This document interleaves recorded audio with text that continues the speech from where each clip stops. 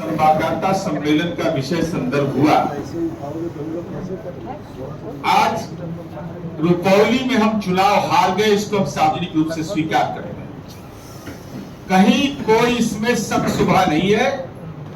हमारी रणनीति की क्या चूक रही, पार्टी और एनडीए इसकी समीक्षा कर रहा है। लेकिन हम सवाल आज के घेरे में माननीय तेजस्वी यादव जी हैं। माननीय तेजस्वी यादव जी आंकड़े इस बात के गवाह हैं कि आपका जो दावा था M22 समीकरण का, अल्पसंख्यक समुदाय के लोगों ने राष्ट्रीय जनता दल को नकार दिया रुपौली के उपचुनाव में। यह सवाल महत्वपूर्ण है कि आप चलिए, चाहे पटनाहा हो, बुरकुंडा हो, शहीदगंज लतामबाड़ी हो, भगड़ा हो, जावे हो, छप्पन हो, बंसार हो, ये विभिन्न गांव हैं जिसका हम अद्यतन सूची आपको प्रेषित करेंगे। इसमें अल्पसंख्यक मतदाताओं ने राष्ट्रीय जनता दल के नेतृत्व पर भरोसा नहीं किया। इसका मतलब साफ है कि मुसलमान समुदाय के लोग राष्ट्रीय जनता दल की कारगुजारी को पकड़े, रेड हैंड पकड़े, कि केवल ये इस्तेमाल करते हैं और बाकी कुछ इनको लेना देना नहीं है।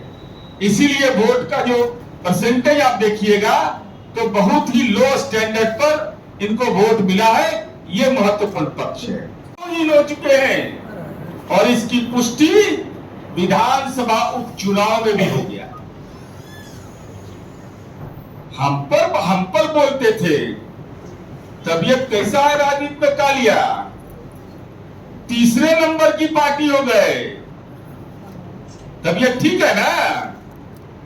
इतना आभा मंडल आपका मजबूत, रोजगार, विकास, जननायक कर्पूरी ठाकुर, डॉक्टर राम मनोहर लोहिया, डॉक्टर भीमराव अंबेडकर, सबका नाम लेते हैं और आचरण है राजनीति के सामंत का।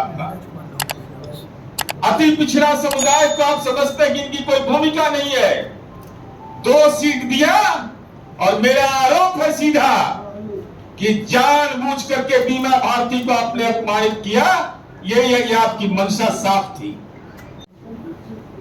कि बेटी लोग तबीयत ठीक है, असीम चंदर राम लेकर आगे जाते हैं आप। मैंने छपरा और हाजीपुर में कौन नजदीक है, क्यों नहीं गए? कुशवाहा समुदाय का जहां उम्मीदवार था वहां क्यों नहीं गए? बेटी के लिए स्वास्थ्य ठीक है, अब बीमा भारती लड़ेगी तो हम तो वो दिक्कत है भाई, हम तो नहीं जा पाएंगे, हमारा स्वास्थ्य ठीक नहीं है।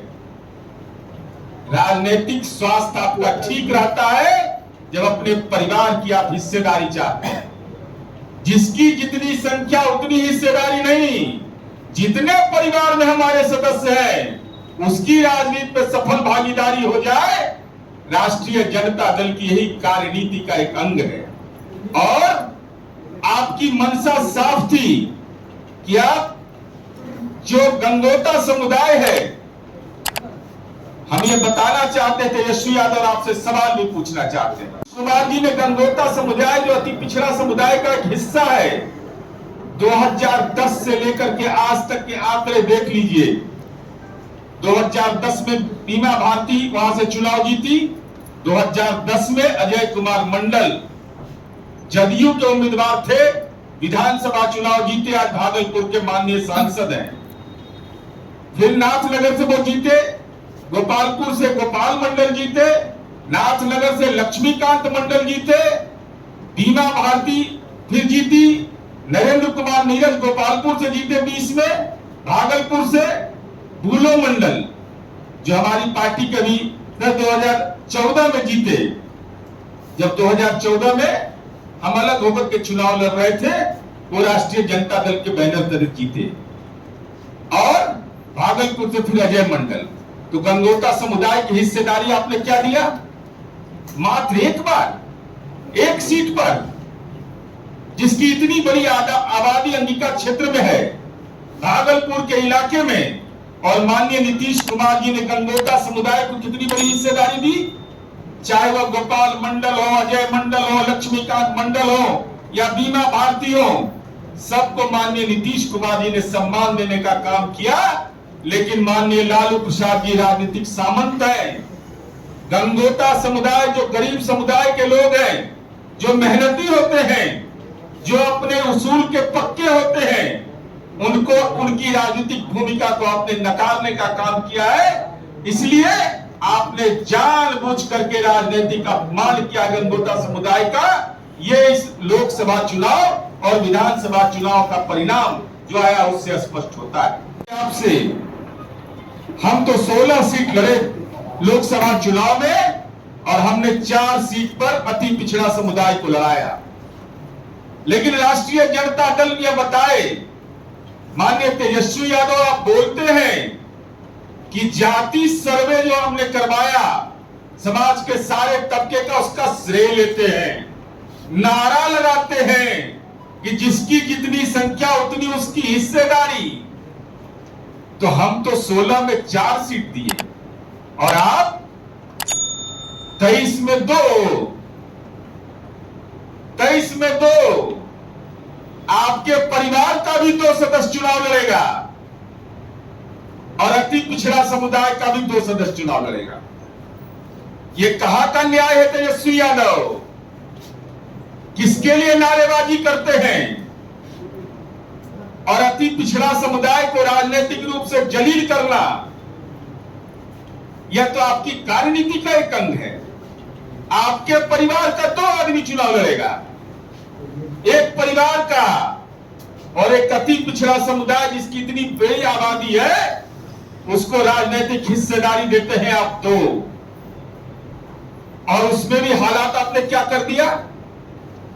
बीमा भारती जो राष्ट्रीय जनता दल का लोकसभा में उम्मीदवार थी, 27,220 वोट आया इसका, और 3 दिन आप प्रवास किए वहां।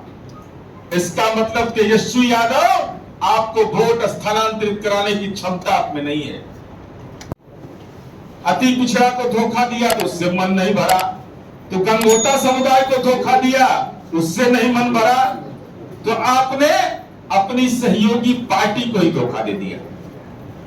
सहयोगी पार्टी इनकी भारतीय कम्युनिस्ट पार्टी है और भारतीय कम्युनिस्ट पार्टी के उम्मीदवार को 2020 के विधानसभा चुनाव में, अगर अंकगणित समझ में नहीं आता है तो राजद के नेताओं को भेज दीजिएगा, 41,963 वोट मिले और सीपीआई के दावे को आपने दरकिनार कर करके, राजनीति के सामंत बन करके, सहयोगी पार्टी की भूमिका को नकार करके आपने जिनको लड़ाया उनको आया 30,619।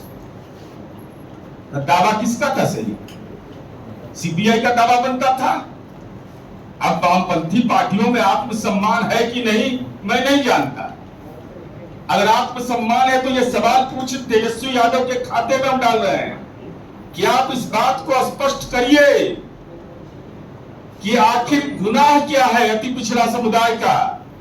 और हमने तो अभी लोकसभा में संसदीय दल का नेता बनाया, केंद्रीय राज्य मंत्री बनाया, लेकिन आपको तो मौका मिलता है तो विधानसभा में हम ही रहेंगे, विधान परिषद में माताश्री और दस्तखत करेंगे पावर पिताजी का, प्राइवेट लिमिटेड कंपनी चलाओ पूरा।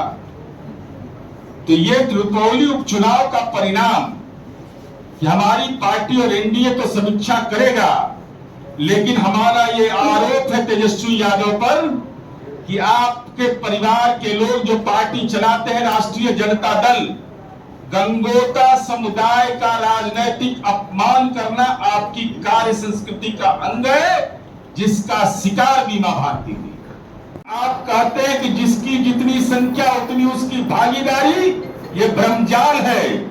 आपका नारा यह है कि परिवार के जितने सदस्य हैं उतनी भागीदारी हम लेंगे, बाकी अति पिछड़ा जाए, दलित जाए, जहां जिसको जाना है, हम परिवार के सदस्य 2 सीट लेंगे और अति पिछड़ा को भी 2 सीट देंगे। मैंने राजनीति के सामंत हैं, जमीन से नहीं पेट भरा तब सीट से पेट भर रहे हैं। जमीन मालूम है ना कितना है पटना में? 43 बीघा 12 कट्ठा 16 दूर साधारण आप लोग के पास, किसी के पास हम लोग के पास नहीं है। और साथ ही साथ आपने अपने सहयोगी पार्टी के साथ जो सलूक किया है, भारतीय कम्युनिस्ट पार्टी के उम्मीदवार को ज्यादा वोट आया, लेकिन वह भी 2020 के चुनाव लड़े थे, राष्ट्रीय जनता दल उनका समर्थन किया था, लेकिन आखिर कारण क्या है कि उनका टिकट काट दिया। बेचारा गरीब आदमी है तो टिकट नहीं लेने दीजिएगा उसको। गरीब आदमी है तो उसके पास उसको वजूद नहीं है लड़ने का। सीपीआई कार्यकर्ता का उसको लड़ने का अधिकार नहीं है। और आप राजनीतिक रूप से आभाहीन और प्रभावहीन हो चुके हैं। या तो जानबूझ करके आपने बीमा भारती को अपमानित किया, या आप पे वोट स्थानांतरित कराने की क्षमता नहीं है। ये चुनाव परिणाम ने स्पष्ट कर दिया है। तो आप ही हैं राजनीतिक वारिस। आप तो हर चुनावी सभा में कहते थे मैं लालू जी का संदेश लेके आया हूं। तो क्या लालू जी का यह संदेश था कि अति पिछड़ा दलित समुदाय के लोग जहां लोकसभा चुनाव लड़ रहे हो वहां हम नहीं जाएंगे, अपनी बेटी के लिए हम 22 दिन चुनाव प्रचार करेंगे, वहां तबीयत मेरा ठीक रहता है। लेकिन जहां दलित अति पिछड़ा लड़ेगा वहां राजनीति में दुर्गंध होता है हमको, क्योंकि हम राजनीति के सामंत लोग हैं। तो आपका ये दावा कि जिसकी जितनी संख्या उतनी भागीदारी, ये केवल आचरण में राजनीतिक फर्जीवाड़ा के अलावा कुछ भी नहीं।